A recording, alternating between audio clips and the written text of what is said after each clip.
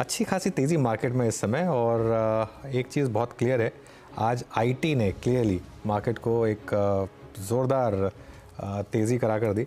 IT index in fact अगर आप देखें नए शिखर की तरफ निफ्टी बढ़ रहा है, और 7 में से निफ्टी के टॉप 5 गेनर्स आईटी हैं, सभी के सभी आईटी नेम्स।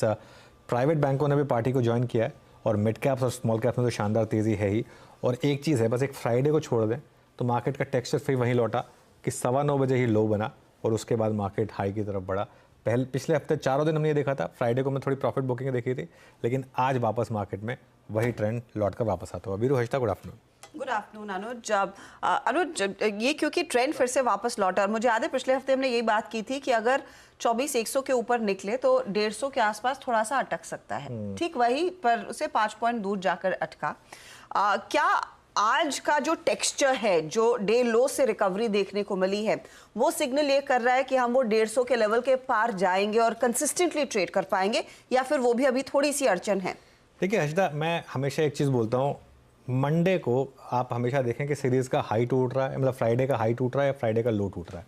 जब भी नई सीरीज़ की शुरुआत हो, सीरीज़ मतलब फ्राइडे का लो हमने नहीं तोड़ा, हमने प्रोटेक्ट किया, तो आज हमने फिर एक हायर लो बना दिया, जो छठा दिन लगा था जो हमने हायर लो बना दिया, और अब हम जा रहे हैं फ्राइडे के हाई की तरफ। अगर हमने 24,174 जो कि अगला रेजिस्टेंस है वो निकाल दिया, और वो सक्सेसफुली निकाल दिया हमने, तो मैं ये कहूँगा कि फिर ये मार्केट वापस रनिंग ट्रेन की तरह चलेगा, और फिर 24,300 से 24,400 वो नेक्स्ट रेजिस्टेंस बन जाएगी, और वो पॉसिबल है कि उसको मार्केट फिर बहुत जल्दी टेस्ट करे, जहाँ पर आपके सारे ऑप्शन राइटर्स बैठे हैं।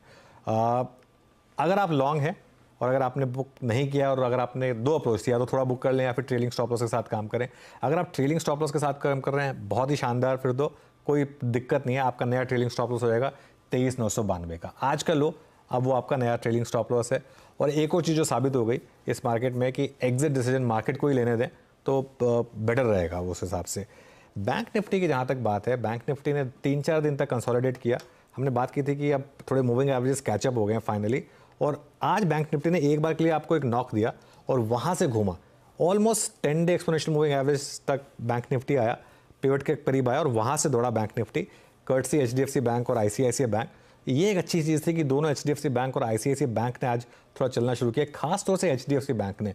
जिस तरीके से एचडीएफसी बैंक फ्राइडे की करेक्शन के बाद आज वापस लौटा है, ये एक बहुत बड़ा पॉजिटिव है। इवन आईसीआईसीआई बैंक, मेरा ये मानना है कि 52,800 से 53,000 की तरफ अब हम बैंक निफ्टी पर जा रहे हैं, और एक बार अगर वो निकल गया तो 53,150 से लेकर 53,250 ये भी पॉसिबल है बैंक निफ्टी पर। बैंक निफ्टी में दिक्कत क्या है कि अब आपका ट्रेलिंग स्टॉप लॉस जो है वो आज का लो 52,150 के करीब है, वो काफ़ी नीचे है। लेकिन जिस तरीके से आज आईटी चल रहा है हर्षिता, निफ्टी पर कॉन्फिडेंस ज़्यादा है कंपेयर टू बैंक निफ्टी।